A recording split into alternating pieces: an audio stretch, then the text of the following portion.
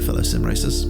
After wading through the comments on my Assetto Corsa Competizione video and taking a look around the forums, Reddit and other social media last night, I noticed there were a few things that people seem to be struggling with in Assetto Corsa Competizione. So I'm going to try and cover some of the more commonly asked questions, as well as pointing out a few helpful hints and tips that I've discovered along the way.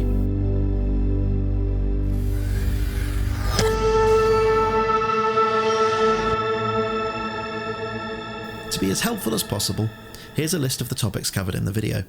Feel free to skip the bits that you don't think apply to you. And if you've not seen my ACC First Impressions video, then there should be a link appearing in the top right hand side of your screen about now. So, to kick off, if your game fails to start, then I noticed that a lot of people, myself included, had trouble with their virus scanner deleting the executable file. This causes Steam to try and validate the file structure and repair it. And then of course the virus scanner intervenes again, creating an infinite loop of disappointment. To solve this, simply add the program to your virus scanner's whitelist or whatever other method you use to tell it to stop interfering. A common complaint for many is that the game looks very blurry, particularly outside the car. This issue seems to be caused by the anti-aliasing function and the temporal anti-aliasing setting in particular. This is a simple fix. Just go into your video settings and change the anti-aliasing type from temporal to FXAA. This would appear to be an optimization issue, and I'm sure Kunos will get it sorted in future builds. While we're on the subject of graphics, some people have been reporting they've been experiencing input lag. Now, I've not experienced any myself, and after speaking to other people in the community, it doesn't seem to be all that widespread, so my gut feeling is that this is probably a graphics setting issue. So if you're having a problem with input lag, it's time to get tweaking.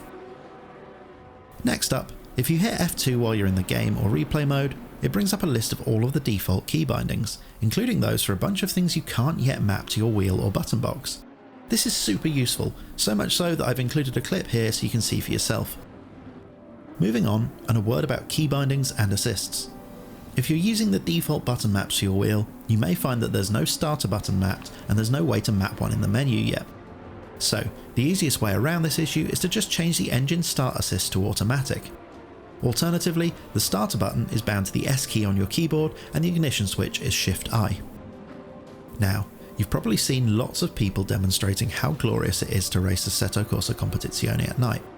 And you've probably also noticed that the dash display is almost impossible to read due to bloom.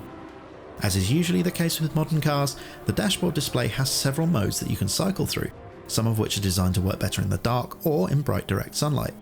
So if you've got a couple of buttons spare, make sure you bind them to control the dash display. Alternatively, you can use Shift-D and Control-D to cycle through the pages.